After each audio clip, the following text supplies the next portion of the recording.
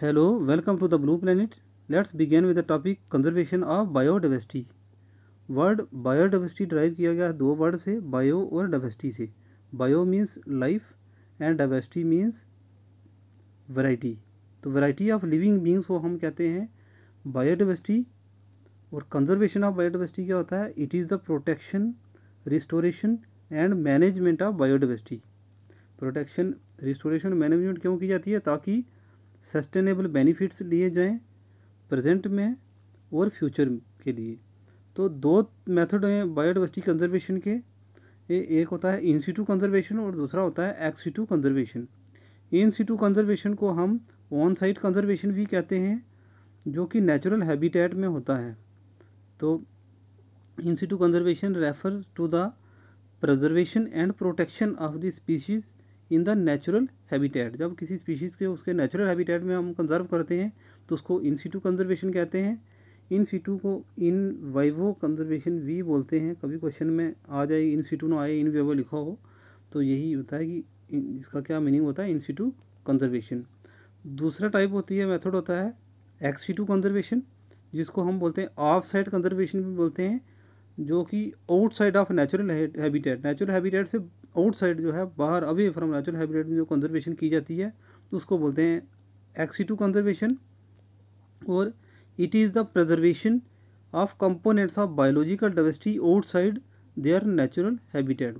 Biodiversity के components को natural habitat से बाहर जो है कंजर्वेशन की जाती है उसको बोलते हैं एक्स सिटू कंजर्वेशन. और एक्स सिटू को हम इन विट्रो कंजर्वेशन भी कहते हैं. इन विट्रो का मतलब होता है लेबॉर्ट्री कंडीशन में, जो कि नेचुरल कंडीशन से दूर लेबॉर्ट्री कंडीशन में जब कंजर्वेशन करते हैं तो उसको इन विट्रो भी कहते हैं, जहाँ एक्स सिटू कंजर्वेशन होती है.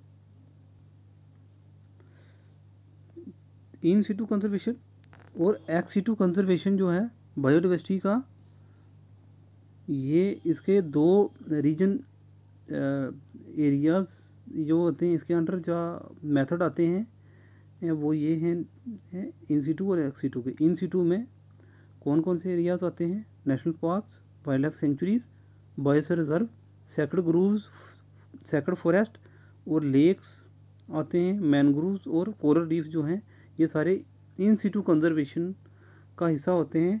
और एक्स सिटू कंजर्वेशन के एरिया या मेथड कौन से होते हैं? Seed gene banks, field gene banks, cryo preservation, botanical gardens, zoological gardens और टिश्यू कल्चर जो हैं ये एक्स सिटू कंजर्वेशन के हिस्सा होते हैं.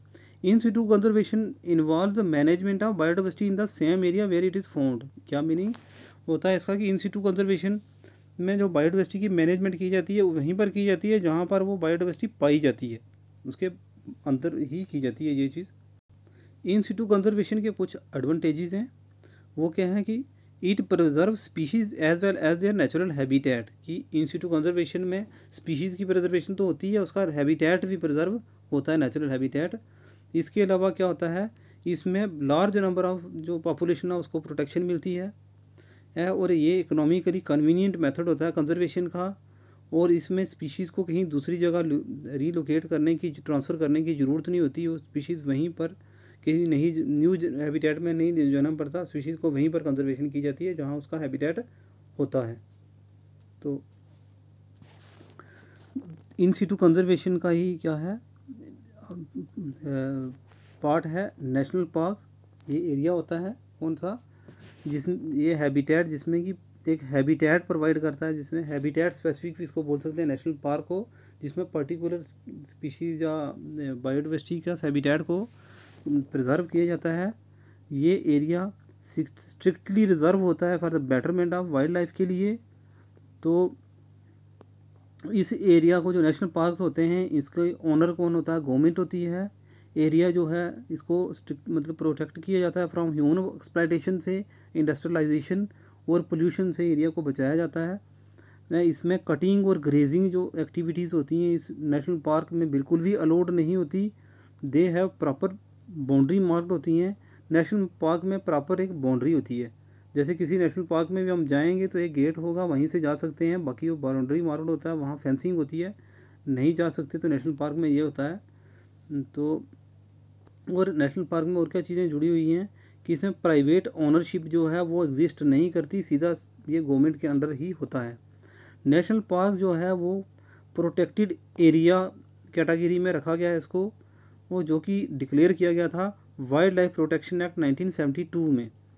और IUCN जिसको फुल फॉर्म है international union of conservation of nature and natural resources, जिसको अब हम बोलते हैं इंटरनेशनल कंजर्वेशन यूनियन ICU, ने डिफ़ाइन किया है नेशनल पार्क को ये कैटेगरी सेकंड प्रोटेक्टेड एरियाज़ में आता है।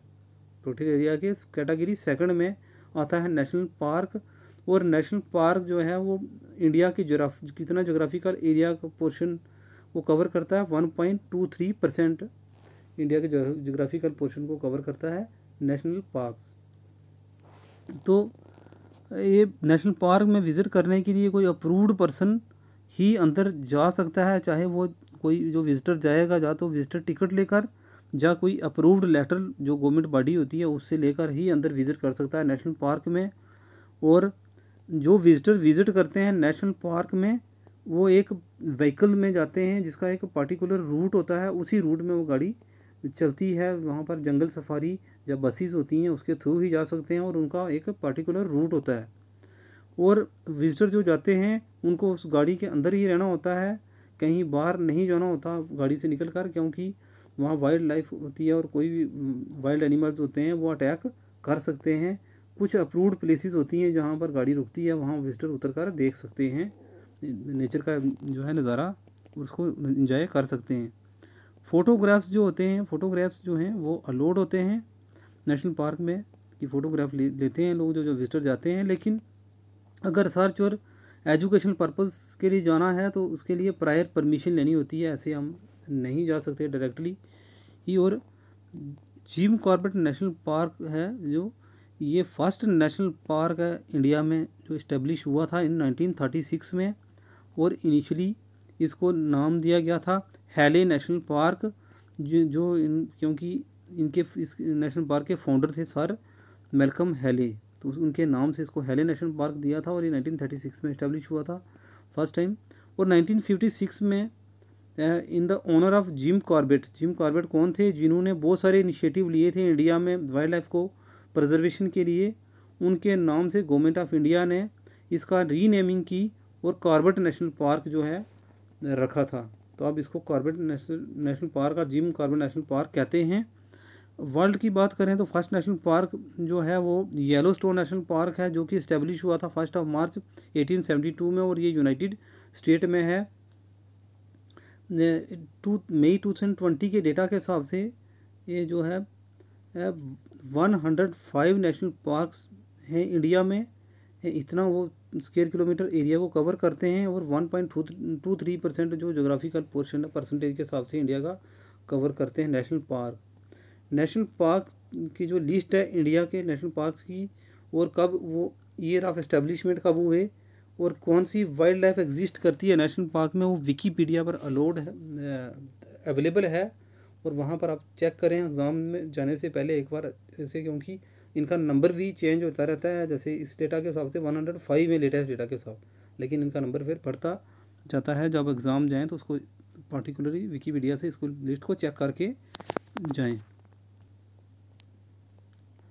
तो ये हम पिक्चर में देख पा रहे हैं येलोस्टोन नेशनल पार्क, जो कि वर्ल्ड का पहला नेशनल पार्क था यूनाइटेड स्टेट में और है ये। और दूसरा है जिम कॉर्बेट नेशनल पार्क, ये उत्तराखंड में है करंटली जो है। और ये इंडिया का पहला नेशनल पार्क था जिसको पहले हैले नेशनल पार्क हम कहते थे। 1956 के बाद इसको जिम कॉर्बेट नेशनल पार्क कहते हैं। और ये कुछ famous national park of India's की लिस्ट है, उसके साथ कुछ यूनिक इनकी वाइल्ड लाइफ भी है। तो इस टेबल में ये क्या है, national park, name of national park, किस स्टेट और यूनियन टेरिटरी में है, और फेमस वाइल्ड लाइफ क्या है इसमें वो दिया हुआ है। तो गिर नेशनल पार्क अक्सर ये लिस्ट सेलेक्ट की गई है, जो क्वेश्चंस आते हैं पास्ट पेपर जो एग्जामिनेशन में उसके हिसाब से इंपॉर्टेंट मैक्सिमम क्वेश्चन पूछे जाते हैं एग्जामिनेशन कॉम्पिटिटिव एग्जाम्स में। तो गिर नेशनल पार्क गुजरात में है और एशियाटिक लाइन के लिए फेमस है। इसके अलावा काजीरंगा नेशनल पार्क असम में है और वन आर्म राइनासिरास जो है उसके लिए फेमस है। इसमें वाटर बफेलोज भी देखने को मिलती हैं। उसके बाद क्या है, डचीगम नेशनल पार्क है, ये JNK में है, और ये हांगुल जिसको कश्मीर स्टैग कहते हैं उसके लिए ये फेमस है। हेमिस नेशनल पार्क जो कि साउथ एशिया का सबसे बड़ा नेशनल पार्क है और इंडिया का भी सबसे बड़ा नेशनल पार्क है, ये लद्दाख में है, स्नो लेपर्ड के लिए ये फेमस है। बंदीपुर नेशनल पार्क कर्नाटका में है, टाइगर और वाइल्ड एलिफेंट जहाँ मिलते हैं। पेरियार नेशनल पार्क केरला में है, टाइगर, वाइल्ड एलिफेंट और रेयर लाइन टेल मैकेका एक बंदर की प्रजाति है, वो यहाँ पर मिलते हैं। साइलेंट वैली नेशनल पार्क भी केरला में है और ये भी लाइन टेल मैकेका और टाइगर के लिए फेमस है। इसके अलावा बांधवगढ़ नेशनल पार्क है, मध्य प्रदेश में है, क्योंकि बंदीपुर तो इसमें नाम मिलता जुलता है, तो बंदीपुर तो कर्नाटका में है, बांधवगढ़ जो है वो मध्य प्रदेश में। Tiger, golden jackal, sloth bear, wolf और वाइल्ड बोर कॉमन स्पीशीज़ यहाँ पर हैं नेशनल पार्क में। जो मेजर जो यूनिक स्पीशीज़ हैं जिसके लिए इनको जाना जाता है वही स्पीशीज़ यहाँ इंक्लूड की गई हैं, और भी यहाँ पर स्पीशीज़ हैं इस नेशनल पार्क में। कान्हा नेशनल पार्क मध्य प्रदेश में है, टाइगर के लिए फेमस है। कान्हा के साथ साथ मिलता जुलता नाम है पन्ना नेशनल पार्क, वो भी मध्य प्रदेश में, लेकिन अब वो बायोस्फीयर रिजर्व बन चुका है, बायोस्फीयर रिजर्व की लिस्ट में उसको देखेंगे। रणथंभौर नेशनल पार्क राजस्थान में है, टाइगर के लिए फेमस है। सरिस्का नेशनल पार्क है जो राजस्थान में है, वो बंगाल टाइगर के लिए फेमस है। क्योलोडिया गाना जो है ये नेशनल पार्क है, राजस्थान में है और बर्ड्स के लिए फेमस है, एवी फाना के लिए, और कुछ मैमल स्पीशीज़ भी काफ़ी मिलती हैं इसमें। तो ये क्योलोडिया गाना जो नेशनल पार्क है, ये भरतपुर बर्ड सेंचुरी पहले होती नाम था इसका, जो कि सेंचुरी से ये प्रमोट होकर नेशनल पार्क बना है ये। और इसमें जो क्या है, एक फेमस शिव टेम्पल भी मिलता है। और दुधवा नेशनल पार्क उत्तर प्रदेश में है और उसमें टाइगर और गेंजेटिक डॉल्फिन्स जो हैं वो देखने को मिलती हैं। जिम कॉर्बेट नेशनल पार्क भी हमारे लिए इम्पॉर्टेंट है, क्योंकि ये फर्स्ट नेशनल पार्क है इंडिया का जिसमें बंगाल टाइगर मिलते हैं, ये उत्तराखंड में है। तो कुछ इम्पॉर्टेंट लिस्ट थी। उसके बाद आता है, नेक्स्ट आता है वाइल्ड लाइफ सेंचुरीज जो हम देखते हैं, ये स्पीसीज़ स्पेसिफिक होती है। क्या मीनिंग कि किसी पार्टिकुलर स्पीशीज़, एनिमल स्पीशीज़ को प्रिजर्व करने के लिए ये डिक्लेयर की जाती है। ये प्रोटेक्टेड एरिया होता है जो रिजर्व होता है कंजर्वेशन ऑफ एनिमल्स के लिए।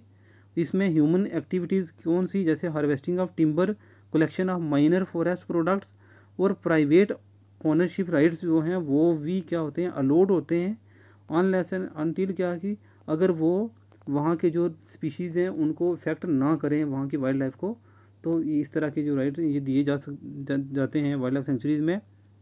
ये नेचुरल एरिया होता है, ये गवर्नमेंट और प्राइवेट एजेंसी भी इसको क्या करती हैं, ओनर होती हैं इसमें हैं। और ये डिक्लेयर किया गया वाइल्ड लाइफ प्रोटेक्शन एक्ट 1972 के अंडर, ये वाइल्ड लाइफ सेंचुरी जो डिक्लेयर की गई हैं।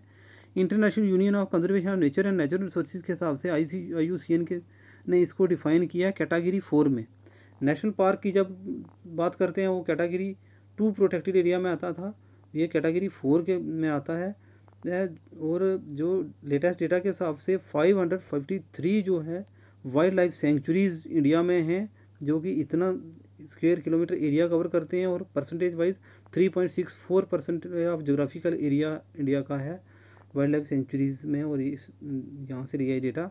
और वाइल्ड लाइफ सेंचुरीज़ जो होती हैं इसमें क्या क्या चीज़ें हैं कि hunting of animal completely ban है, कोई हंटिंग नहीं कर सकते यहाँ पर किसी तरह का कोई भी ट्रीज़ की कटिंग नहीं कर सकते।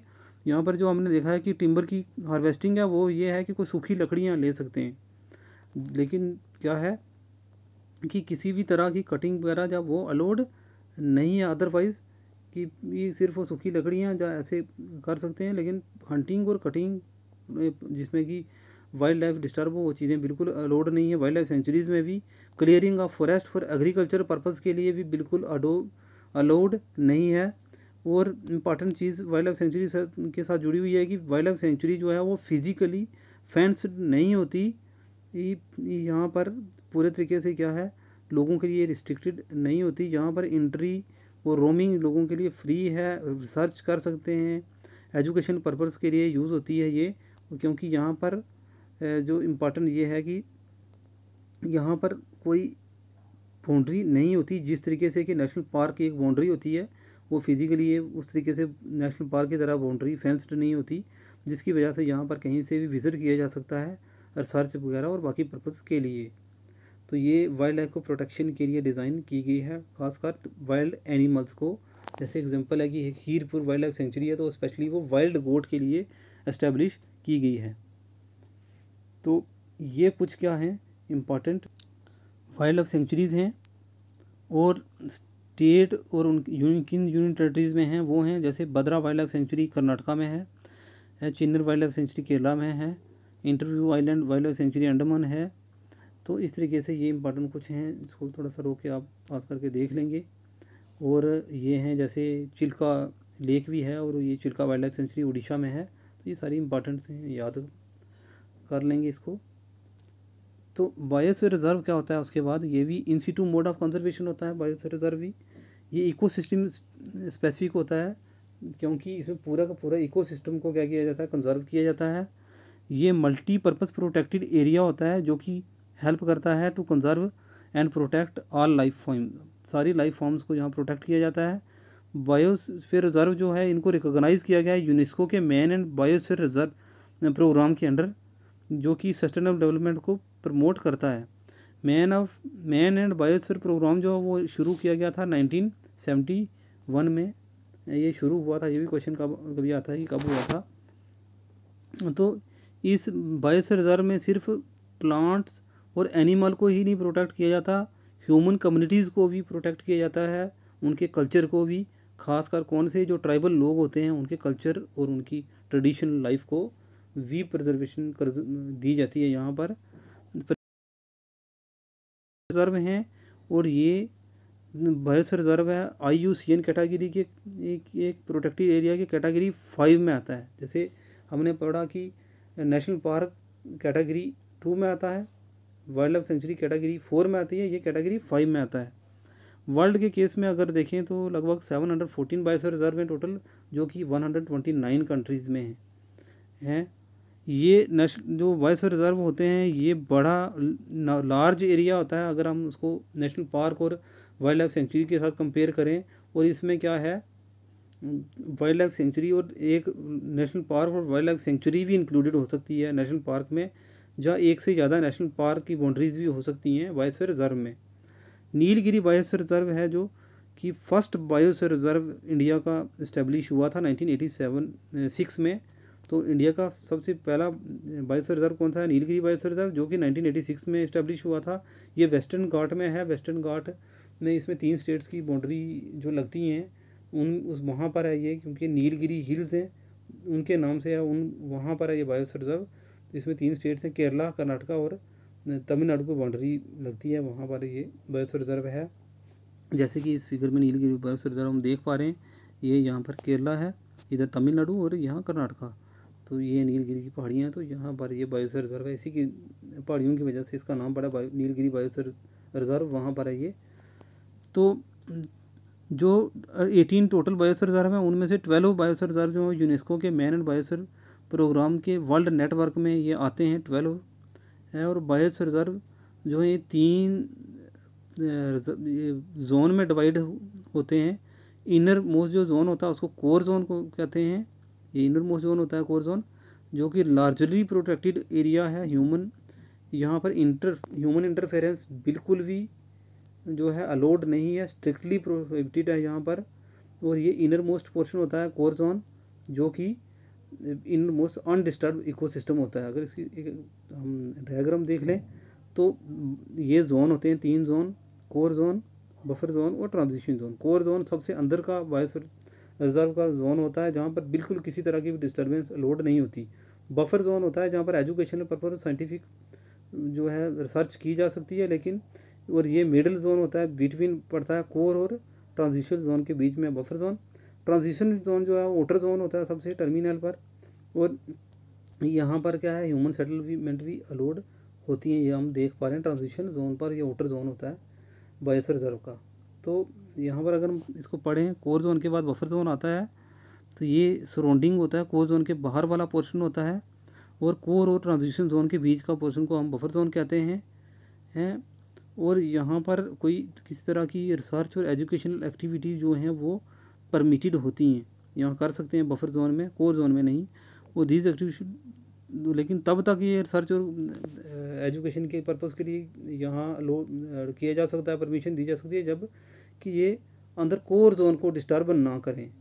तो इसके अलावा थर्ड आता है ट्रांजिशन जोन, जो outer most part of biosphere reserve का होता है। इसको मैनिपुलेशन जोन भी कहते हैं। ये पेरिफेरल एरिया होता है बायोस्फीयर रिजर्व का, जहाँ ह्यूमन एक्टिविटीज़ जो होती हैं कुछ अलाउड होती हैं, जैसे कि क्रॉपिंग, रिक्रिएशन, फिशरी सेटलमेंट को क्या है परमिट किया गया होता है। और इस जोन में क्या ह्यूमन सेटलमेंट भी अलाउड होती हैं, ये हमने देखा। तो ये लिस्ट ऑफ बायोस्फीयर रिजर्व हैं, ये इसको पढ़ लेंगे एक बार थोड़ा सा हम। तो ये नेमा बायोस्फीयर रिजर्व डेट कब नोटिफाई हुआ था, इस्टेब्लिश हुआ था शुरू में, एरिया कितना आता है इसके, और स्टेट कौन कौन सी हैं। और अगर उसकी वाइल्ड लाइफ ही देखनी है तो विकीपीडिया में उसको देखें किस बायोस्फीयर रिजर्व में कौन सी वाइल्ड लाइफ है।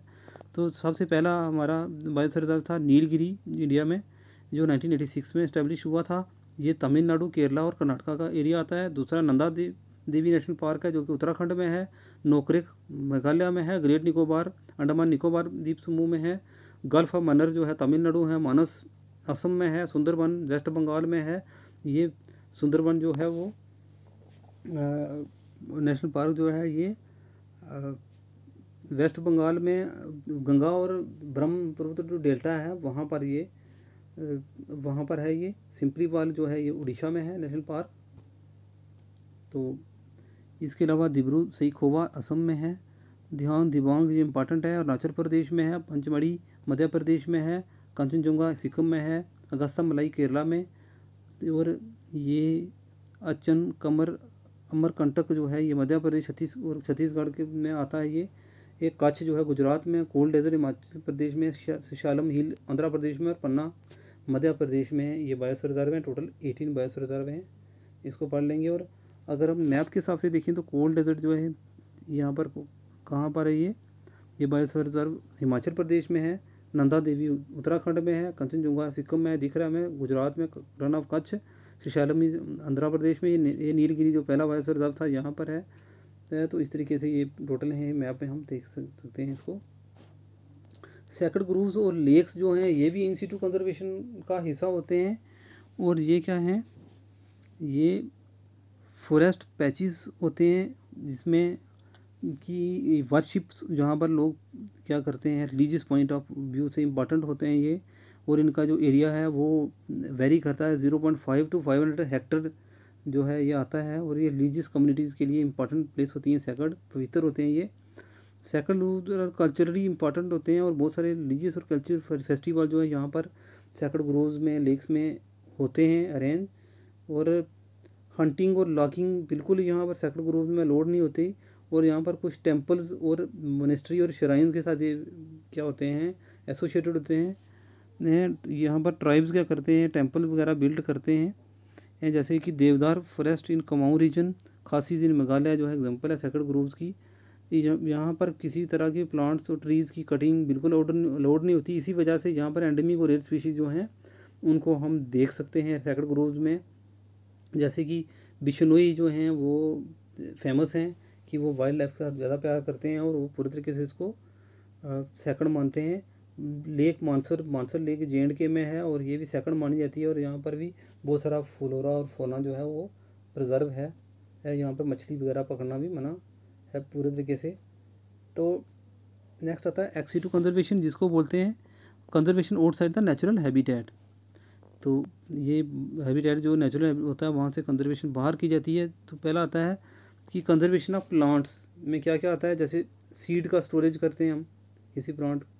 कंजर्वेशन ऑफ पोलन्स का कर लेंगे। आर्टिफिशियल प्रोपागेशन करते हैं, प्लांट्स आर्टिफिशियली लगाते हैं।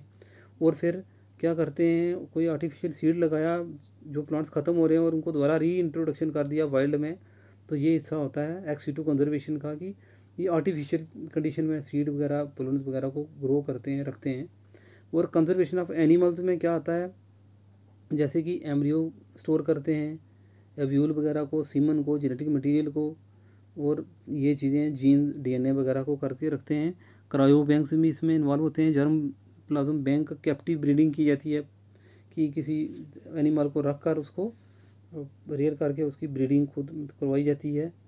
तो कॉमनली यूज जो मेथड होते हैं, एक तो होता है सीड जीन बैंक, जिसमें कि सीड्स को क्या किया जाता है, कंट्रोल टेम्परेचर में और ह्यूमिडिटी में उसको स्टोर किया जाता है। फील्ड जीन बैंक में क्या किया जाता है कि जेनेटिक रिसोर्सेज की प्रिजर्वेशन की जाती है।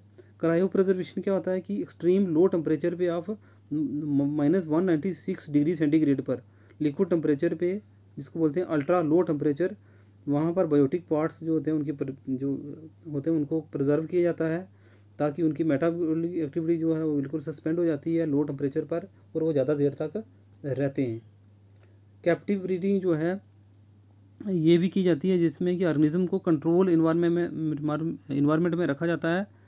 इसमें क्या होता है कि किसी भी ऑर्गेनिज्म को जिसको खतरा है या कुछ जिसका हैबिटेट ख़राब हो चुका है, अनफेवरेबल हो गया, उसको कैप्चर किया जाता है और उसकी फिर ब्रीडिंग करवाई जाती है एक कंट्रोल कंडीशन में, तो उसको बोलते हैं कैप्टिव ब्रीडिंग। बोटेनिकल गार्डन्स भी बहुत सारे फेमस हैं, जो ये ब्यूटीफुल प्लेस होती है जिसमें rare herbs, medicine plants, common flowers, fruits, vegetable को ग्रोन किया जाता है बोटेनिकल गार्डन में। बोटेनिकल गार्डन बहुत ब्यूटी प्रोवाइड करते हैं इन्वायरमेंट को, और ये क्या है कि इसमें एक्जोटिक स्पीशीज़ वगैरह को बाहर से स्पीशीज़ ला कर वहाँ पर ग्रो किया जाता है, और फिर हम उसको रिसर्च और एजुकेशन पर्पज़ के लिए भी यूज़ कर सकते हैं। बहुत सारी यूनिवर्सिटीज़ और कॉलेजेस भी या स्टडी जो एजुकेशन इंस्टीट्यूशन है, वहाँ पर बोटेनिकल गार्डन लगाए जाते हैं बाहर से प्लांट लगाकर, और वहाँ स्टडी भी करते हैं। ये भी वो भी उनकी एग्जांपल्स हैं। लगभग 1500 गार्डन्स हैं और अर्बोरेटा हैं वर्ल्ड में, जहाँ पर 80,000 स्पीशीज़ को क्या किया है, प्रिजर्व करके रखा गया है।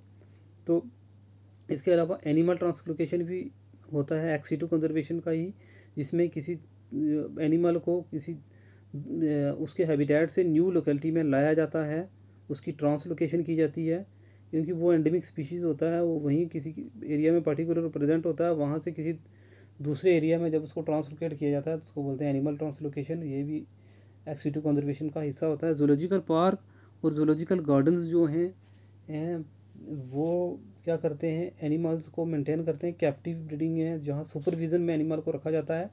यहाँ पर जब जू में रखते हैं एनिमल्स को, तो वहाँ पर वो उनको नेचुरल हैबिटेट नहीं मिलता, वहाँ पर उनको खुद शिकार नहीं करते एनिमल्स, उनको बाहर से खाना खुद दिया जाता है ला कर, तो वहाँ अरेंज किया जाता है खाना और उनकी केयर की जाती है।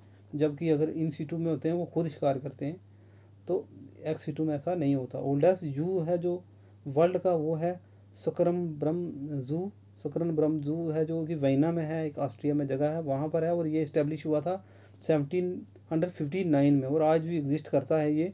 इंडिया में लगभग 35 बोटेनिकल गार्डन्स हैं इम्पॉर्टेंट फेमस जो हैं, और इसमें 275 जू हैं, जिसमें डियर पार्क, सफारी पार्क और एक्वेरिया भी हैं प्रेजेंट। तो national bureau of plant genetic resources जो करनाल हरियाणा में है, वो क्या करता है, conservation of plants and animal resources को कंजर्व करता है इंडिया में। तो थैंक यू।